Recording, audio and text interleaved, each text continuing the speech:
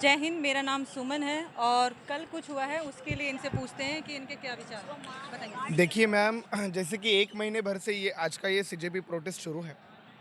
अलग-अलग मंत्री लोग आ रहे हैं, अलग-अलग चर्चाएँ शुरू है। हम कल क्या चाहते थे?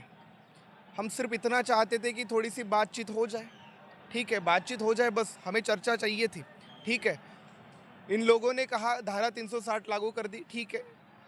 अभिजीत दीपके ने कहा कि जब तक बैरिकेड है तब तक आप ये करो, प्रोटेस्ट करो, और जहाँ बैरिकेड है, जहाँ पर पुलिस वाले आ जाए वहाँ पर थोड़ा-सा थम जाओ, रिलैक्स करो, नारे देते रहो, बस आज़ादी के नारे देते रहो। और वैसा ही हमने कहा, जहाँ पर पुलिस लोग आ गए आड़े वहाँ पर हम रुक गए और यहाँ पर नारे देते रह गए। लेकिन प्रॉब्लम दिक्कत ये आई कि उतना पीसफुल होने के बावजूद इन लोगों ने लाठियाँ-काठियाँ चढ़ाई। इन लोगों ने पत्थरों से पत्थरें मारे। एक मेल जो पुलिस वाला है वो फीमेल को मार रहा है, एक लड़की को मार रहा है। आपने आपने खुद से देखा खुद कि से इन्होंने। देखा, मेरे पास प्रूफ है मैम, मेरे पास प्रूफ है। मैं आपके कैमरा में भी दिखा भी सकता हूँ। पूरा जहाँ जान गया है कि क्या है। देखिए, ये पीसफुल प्रोटेस्ट हमारा था। मैं आपको बताऊँ कि जैसे कि हमारी लोकशाही है, संविधान है, डॉक्टर बाबा साहब अम्बेडकर ने हमें जो संविधान दिया है उसके अंतर्गत हम सारे के सारे प्रोटेस्ट कर रहे हैं।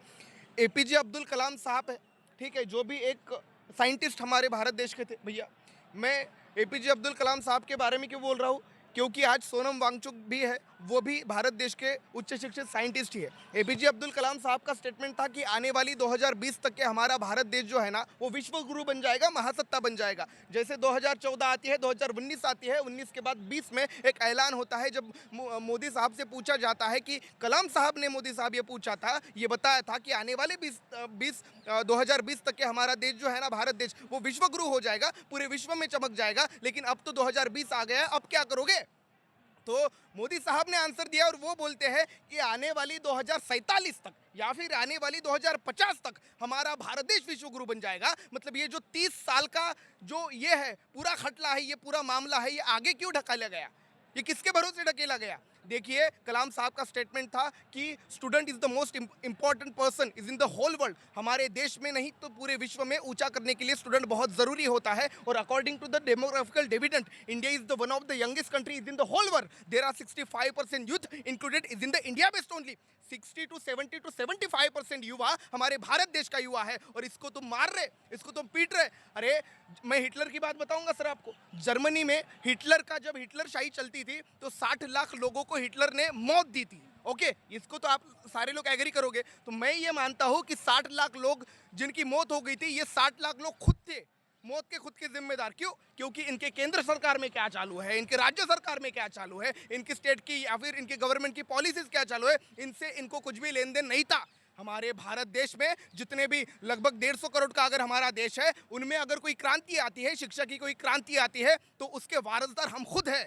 अगर जो लोग नहीं जागे हैं वो लोग मरेंगे, और मरना चाहेंगे वो लोग, और मरना चाहिए उन लोगों को जो जो इतना बावजूद, इतनी सारी कठिन परिस्थितियां होने के बावजूद सरकार के अगेंस्ट नहीं बोलते हो। मैम, आप पत्रकार हो, सर कैमरामैन है, सर कोई इंजीनियर होंगे, कोई ये डॉक्टर होंगे, कोई गवर्नमेंट ऑफिसर है, मेरे कोई टीचर्स होंगे। वो लोग अगर गवर्नमेंट कर्मचारी है, वो लोग इसके अपोजिट में या फिर हमारे समर्थन में एक स्टेटस भी नहीं डाल सकते, ठीक है? क्योंकि नहीं नहीं, उनकी गवर्नमेंट क्या कहेंगी।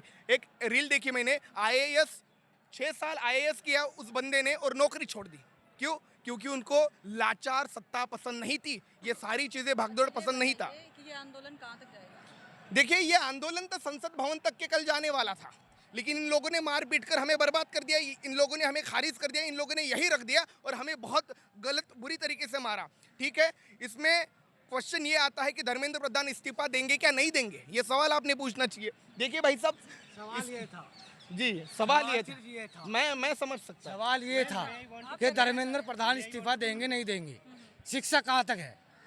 नेपाल को आप बताइए शिक्षा कहाँ तक है। नहीं, मैं पूरे भारत की बता रहा बताइए हूँ। ना, आप शिक्षा नेपाल कहाँ को तक? जानते हो? हाँ, हाँ। कहाँ पर है नेपाल?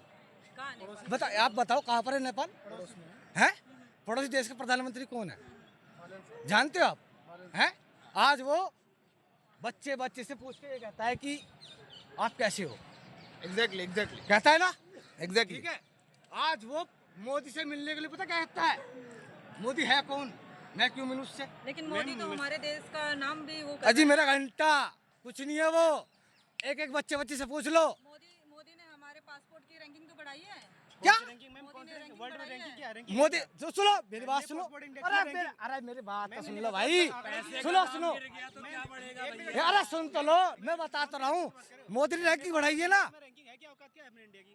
औकात तो अरे सुन मैं देख रहा हूँ, मैं जानता हूँ। आप बताइए रैंकिंग क्या है? आज मेरी बात सुनो, डॉलर पहले कितना 2014 में कितना था डॉलर? आप बताओ ना, आपको आप मीडिया मैंने तो क्वेश्चन आपसे पूछा है। नहीं, आप- रैंकिंग कहाँ है पासपोर्ट की, आप बताओ। मेरी बात सुनो, अरे जो मैं पूछ रहा हूँ आप मेरे से क्वेश्चन बात तो कर लो। आप काम मत करो, आप बताओ हेनले पासपोर्ट इंडिया में रैंकिंग क्या है? आप बताइए रैंकिंग सुनो, बताओ, तुम किसी country में 2014 में 40 रुपए था। पासपोर्ट रैंकिंग पूछ रहा हूँ। मैं ये पूछ रहा हूँ, आपने पूछा पासपोर्ट रैंकिंग में क्या है? आप बताइए हेनले पासपोर्ट रैंकिंग में है क्या? रैंकिंग है क्या? कौन खड़ा होता है? हमारे देश के कौन खड़ा होता है? किसके सामने? कौन? अच्छा कल यहाँ पे कहाँ खड़े थे? कल कहाँ पे खड़े थे? कल से कहाँ खड़े थे? मनमोहन, देखो मेरी सुनो, मनमोहन सिंह के राष्ट्र में ना हम, मनमोहन सिंह ये कहते थे तुम पढ़ो और पढ़ाओ, कितना पढ़ेंगे? हैं? मैं इंजीनियर हूँ आज, मैं इंजीनियर हूँ आज दिल्ली जल बोर्ड में, आई कार्ड दिखाऊं? हैं? ये लो। दिखाओ, दिखाओ। आप आप कुछ करना चाहेंगे सर? बताइए। उनसे पहले बात करो। नहीं बताइए सर, आप कल के घटनास्थल पे क्या करना चाहेंगे आप? मैं कल का जो बच्चों की जो डिमांड थी और जी हम जो कल के लिए घटना हुई है उसके लिए जाना चाह रहे हैं। बच्चों को कल प्रोटेस्ट शांति प्रदर्शन से वो प्रोटेस्ट कर रहे थे, सिर्फ उनकी मांग थी कि धर्मेंद्र प्रधान जी इस्तीफा दे। अगर बच्चों शांतिपूर्वक वहाँ जा रहे थे संसद पे, ये थोड़ा सा उन्होंने ऑफ है ना, ये आप अपने बैग में रखिए, आप एडवोकेट है क्या? ये थोड़ा अपने बैग में रखिए, हाँ। भगवत गीता है ये, ठीक है? सुनो। धर्म का किताब है, अंदर संभाल के रखो। ये थोड़ा अपने बा- बैग में एजुकेशन के रखिए, ऊपर ठीक है बात भाई? करो आप। हाँ, वही चीज़ है कि यहाँ पर भगवान नहीं आने वाले।